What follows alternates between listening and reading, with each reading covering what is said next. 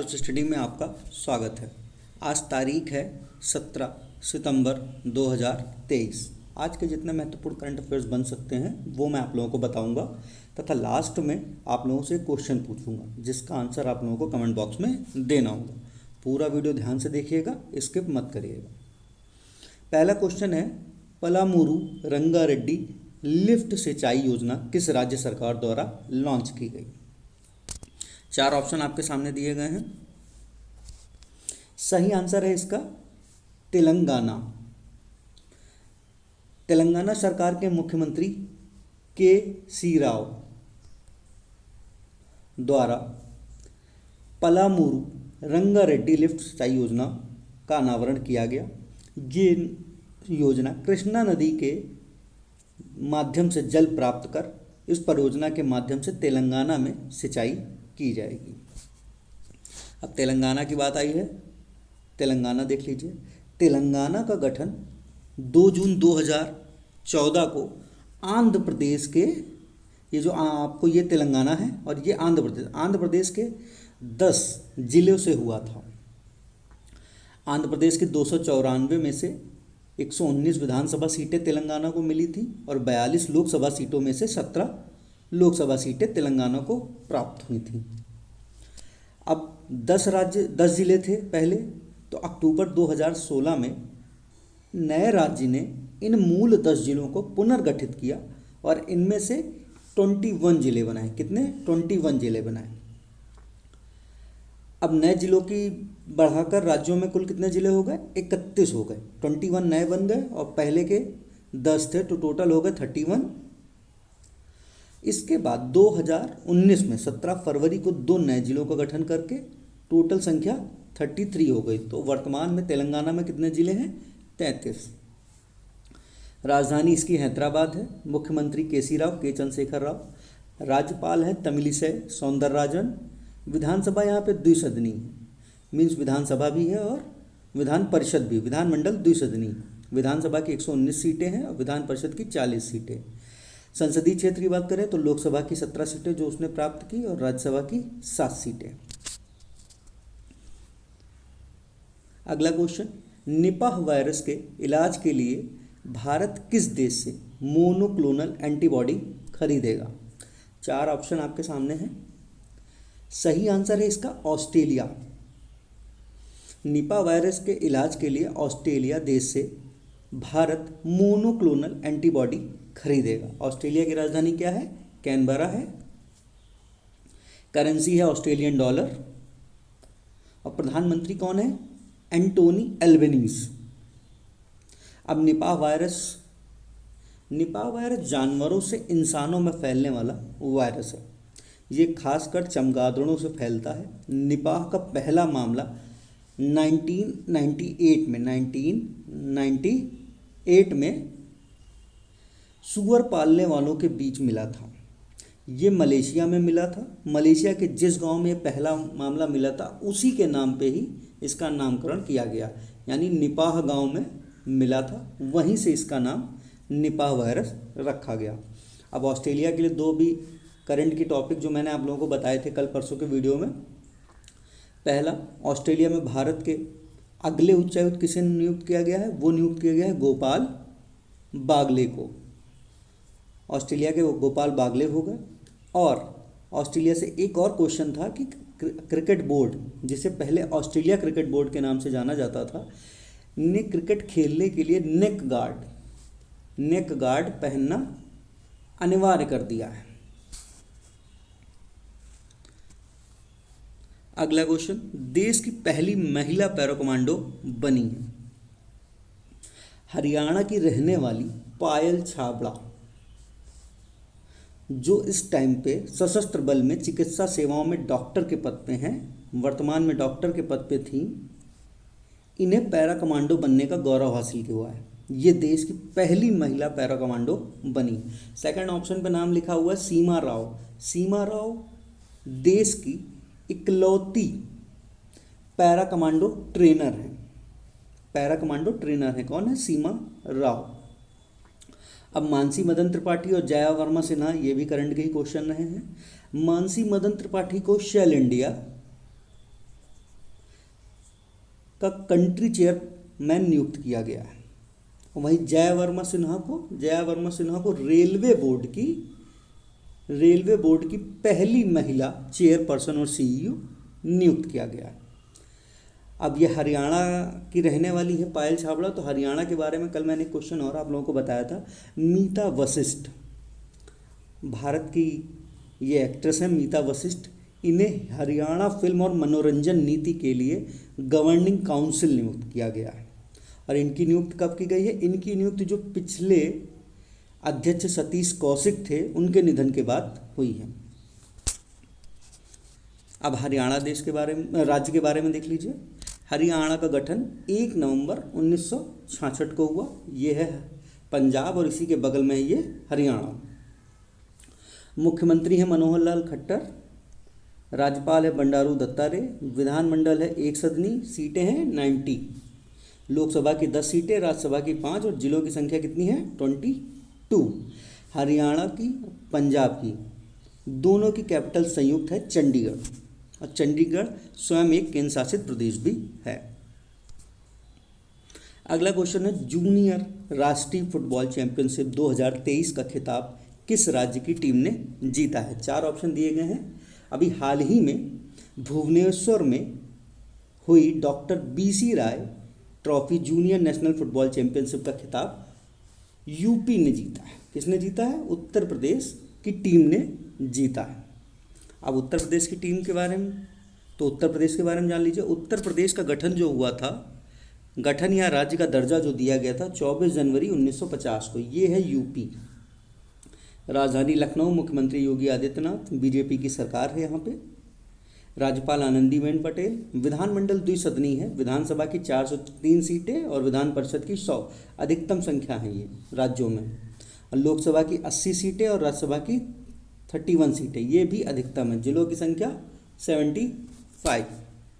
जनसंख्या की दृष्टि से ये पहला है और क्षेत्रफल की दृष्टि से ये चौथा राज्य है। अगला क्वेश्चन है किस राज्य के राज्यपाल द्वारा सरपंच संवाद मोबाइल ऐप लॉन्च किया गया है?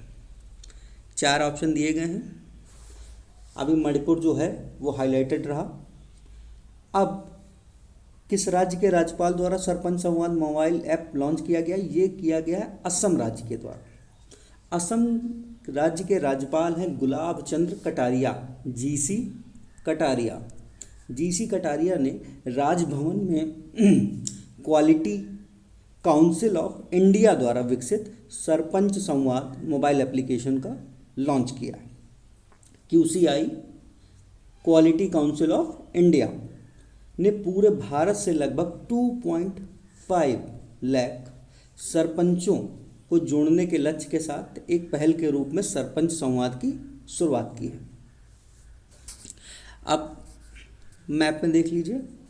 मैप ये है असम। असम ये भारत के उत्तरी पूर्वी क्षेत्र में स्थित एक राज्य है।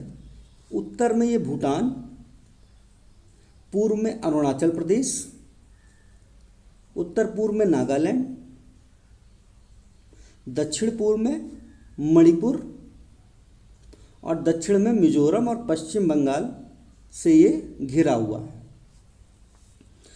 अब यहाँ पे सबसे इम्पॉर्टेंट चीज़ें आती हैं वन्यजीव। यहाँ पे काजीरंगा राष्ट्रीय उद्यान, मानस राष्ट्रीय उद्यान और नामेरी फेमस है। और असम का एक नृत्य जो आधिकारिक है वो बहुत पूछा जाता है, उसका नाम है बिहू। बिहू नृत्य कई बार पूछा गया।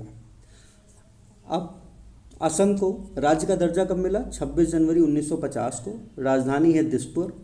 मुख्यमंत्री हैं हेमंत बिस्वा शर्मा, राज्यपाल गुलाब चंद कटारिया हो ही गए। विधानमंडल एक सदनी है, सीटें कितनी हैं? 126। संसदीय क्षेत्र की बात करें तो लोकसभा की 14 सीटें आती हैं और राज्यसभा की 7। जिलों की संख्या कितनी है टोटल? 33। अगला क्वेश्चन है भारत के प्रवर्तन निदेशालय, जिसे ईडी भी कहा जाता है, के प्रभारी निदेशक के रूप में किसे नियुक्त किया गया है? 4 ऑप्शन दिए गए हैं। अब रक्षा रमैया ऑप्शन वाइज देखते हैं। रक्षा रमैया को कर्नाटक टेबल टेनिस एसोसिएशन का अध्यक्ष नियुक्त किया गया है। नीरज मित्तल को दूरसंचार विभाग के सचिव के रूप में नियुक्त किया गया है। राजेश नौबियार ये नेस्कॉम के चेयरपर्सन नियुक्त किए गए हैं। अब बचे राहुल नवीन। राहुल नवीन को प्रवर्तन निदेशालय के प्रभारी निदेशक के रूप में नियुक्त किया गया है। ये 1993 बैच के IRS हैं। इन्हें प्रवर्तन निदेशालय के प्रभारी निदेशक का पदभार दिया गया है। इनको वर्तमान जो निदेशक थे संजय कुमार मिश्रा का स्थान मिला है। वो नियमित निदेशक की नियुक्ति होने तक या अगले आदेश तक प्रवर्तन निदेशालय के प्रभारी के रूप में कार्य करेंगे। अब संजय कुमार मिश्रा जिसका इन्होंने स्थान लिया है राहुल नवीन ने, तो एक अभी और संजय कुमार मिश्रा का नाम चला था चर्चा में, जिन्हें नेत्र रोग विशेषज्ञ के रूप में जाना जाता है और उन्हें डॉक्टर AM गोखले पुरस्कार से सम्मानित किया गया था। अब ईडी की बात आई है। ईडी का गठन कब हुआ? ईडी की जो स्थापना हुई वो हुई 1 मई 1956 को। मुख्यालय इसका न्यू दिल्ली में है। अगला क्वेश्चन, विश्व ओजोन दिवस कब मनाया जाता है? सितंबर माह के जितने दिवस हैं वो मैंने आपको रिवाइज करवाए हैं। विश्व ओजोन दिवस कब मनाया जाता है? विश्व ओजोन दिवस मनाया जाता है 16 सितंबर को। अब ओजोन दिवस के बारे में थोड़ा सा देख लीजिए। 16 सितंबर को पूरी दुनिया में ये विश्व ओजोन दिवस मनाया जाता है। मुख्यतः इस दिवस का आयोजन करने की वजह यह है कि ओजोन परत के बारे में लोगों को जागरूक करने के साथ ही इसे बचाने के समाधान की ओर ध्यान एकत्रित करने के उद्देश्य से मनाया जाता है। ओजोन ऑक्सीजन के 3 परमाणु से मिलकर बनी हुई है। ये एक प्रकार की गैस है जो वायुमंडल में बहुत कम मात्रा में पाई जाती है। ये समुद्र तट से 30 या 32 किलोमीटर की ऊंचाई पर पाई जाती है, जो सूर्य से आने वाली हानिकारक पराबैंगनी किरणों के विरुद्ध एक ढाल का काम करती है। अब 16 सितंबर को क्यों मनाया जाता है? क्योंकि 16 सितंबर 1987 को कनाडा के मॉन्ट्रियल में मॉन्ट्रियल प्रोटोकॉल जो एक संधि हुई थी, उसी के लिए 16 सितंबर को हमेशा विश्व ओजोन दिवस मनाया जाता है। वहीं पे पहली बार विश्व ओजोन दिवस के संबंध में चर्चा हुई तथा ओजोन के क्षरण को लेके एक समिति बनाई गई। अब 2023 की थीम क्या है? Montreal protocol fixing the ozone layer and reducing climate change. ये 2023 की थीम है, याद रखिएगा। Montreal protocol fixing the ozone layer and reducing climate change. अब सितंबर माह में अब तक के जितने महत्वपूर्ण दिवस हैं उनके बारे में एक बार देख लीजिए। 2 सितंबर विश्व नारियल दिवस, 5 सितंबर विश्व चैरिटी दिवस, ये इम्पॉर्टेंट है। 7 सितंबर को अंतर्राष्ट्रीय पुलिस सहयोग दिवस, 8 सितंबर को अंतर्राष्ट्रीय साक्षरता दिवस व विश्व फिजियोथेरेपी दिवस। अंतर्राष्ट्रीय साक्षरता दिवस इम्पॉर्टेंट है। 9 सितंबर को हिमालय दिवस, 10 सितंबर को विश्व आत्महत्या रोकथाम दिवस, 11 सितंबर को राष्ट्रीय वन शहीद दिवस, 12 सितंबर को दक्षिण सहयोग दिवस, 14 सितंबर को हिंदी दिवस, 15 सितंबर को अंतर्राष्ट्रीय लोकतंत्र दिवस, 16 सितंबर को विश्व ओजोन दिवस। अगला क्वेश्चन है, हाल ही में किस राज्य में मुख्यमंत्री संपूर्ण पुष्टि योजना की शुरुआत की गई? हाल ही में उड़ीसा राज्य के मुख्यमंत्री नवीन पटनायक ने पोषण को बढ़ावा देने के लिए मुख्यमंत्री संपूर्ण पुष्टि योजना की शुरुआत की। इस योजना का प्राथमिक उद्देश्य उड़ीसा में माताओं, किशोरियों और बच्चों की पोषण संबंधी जरूरतों को पूरा करना है। उड़ीसा के बारे में एक इम्पॉर्टेंट फैक्ट है, 2020 से 21 का जो इनका ईयर रहा है, ये समर्पित पोषण बजट बनाने वाला भारत का पहला राज्य है। उड़ीसा में मुख्यमंत्री द्वारा संपूर्ण पुष्टि योजना के अतिरिक्त 2 अन्य योजनाएं भी चालू की गई, जिनका नाम है पद पुष्टि योजना और ममता योजना। हाल ही में एक और उड़ीसा के ही कोरापुट जिले ने चावल की प्रजाति कोरापुट काला जीरा चावल के लिए जीआई टैग प्राप्त किया है, जिसे चावल का राजकुमार भी कहा जाता है। अब उड़ीसा की स्थापना हुई थी 1 अप्रैल 1936। ये है उड़ीसा। राजधानी है भुवनेश्वर। मुख्यमंत्री हैं नवीन पटनायक। राज्यपाल हैं गणेशी लाल। विधानमंडल एक सदनीय है। सीटें हैं 147। संसदीय क्षेत्र की बात करें तो लोकसभा के लिए 21 सीटें और राज्यसभा के लिए 10 सीटें। जिलों की संख्या कितनी है? 30। अगला क्वेश्चन है, प्रधानमंत्री विश्वकर्मा योजना का शुभारंभ पीएम मोदी द्वारा कहाँ पर किया जाएगा? हाल ही में, यानी हाल ही में क्यों, आज ही के दिन 17 सितंबर 2023 को नई दिल्ली के द्वारका में India international convention and expo centre में पीएम विश्वकर्मा योजना का शुभारंभ किया जाएगा। इस योजना का उद्देश्य पारंपरिक कारीगरों और शिल्पकारों का समर्थन करना है। इसे 13,000 करोड़, कितना? 13,000 करोड़ रुपए के आवंटन के साथ केंद्र सरकार द्वारा पूरी तरीके से वित्त पोषित योजना है। और विश्वकर्मा जयंती ये हिंदुओं का एक त्यौहार है जो वास्तुकार और विश्वकर्मा लोगों को समर्पित है।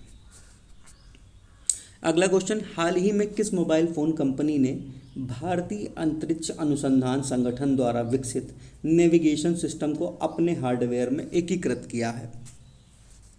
हाल ही में विश्व की सबसे ज़्यादा मोबाइल के मामले में जानी जाने वाली कंपनी एप्पल ने अपने मोबाइल फ़ोनों में भारतीय अंतरिक्ष अनुसंधान संगठन द्वारा विकसित नेविगेशन सिस्टम को अपने हार्डवेयर में एकीकृत किया। अब एप्पल का भी नया फ़ोन आने वाला है, आईफोन 15। आईफोन 15 में भारत के नेविएक को लगाया गया है। अब केंद्र सरकार द्वारा ये फैसला लिया जा रहा है कि भारत में बेचे जाने वाले सभी स्मार्टफोन में नेविएक कंपलसरी किया जाए और ऐसा 2025 तक करने की पूर्ण रूप से संभावना है।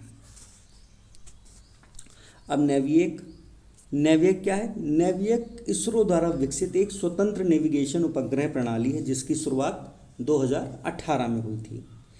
ये भारत और भारतीय मुख्य भूमि के आसपास लगभग 1500 किलोमीटर तक फैले क्षेत्र में सटीक रियल टाइम पोजीशन और टाइमिंग सेवाएं प्रदान करता है। इसे 7 उपग्रहों के समूह और 24x7 संचालित होने वाले ग्राउंड स्टेशनों से नेटवर्क के साथ डिज़ाइन किया गया है। 7 में से 3 उपग्रह भूस्थैतिक कक्षा में और 4 उपग्रह भूतुल्यकालिक कक्षा में हैं। वर्ष 2020 में हिंद महासागर क्षेत्र में संचालन के लिए world wide radio navigation system WWRNS के एक भाग के रूप में अंतर्राष्ट्रीय समुद्री संगठन IMO द्वारा मान्यता दी गई थी। अब कल मैंने आप लोगों से क्वेश्चन पूछा था, अभिनेत्री मीता वशिष्ठ को किस राज्य की मनोरंजन नीति परिषद का अध्यक्ष नियुक्त किया गया है? ये नियुक्त किया गया है हरियाणा का। हरियाणा की मनोरंजन नीति परिषद का अध्यक्ष मीता वशिष्ठ को नियुक्त किया गया। उन्होंने सतीश कौशिक का स्थान लिया है जिनकी मार्च में डेथ हो गई थी। मीता वशिष्ठ मूल रूप से पुणे की रहने वाली हैं। कहाँ की? पुणे की। और आज का क्वेश्चन है, भारत के प्रवर्तन निदेशालय ED के प्रभारी निदेशक के रूप में किसे नियुक्त किया गया है? 4 ऑप्शन है, सही आंसर आप लोग कमेंट बॉक्स में दीजिएगा। पूरा वीडियो देखने के लिए धन्यवाद। ऐसे ही वीडियो प्रतिदिन प्राप्त करने के लिए चैनल को सब्सक्राइब करें और ज़्यादा से ज़्यादा शेयर करें। धन्यवाद।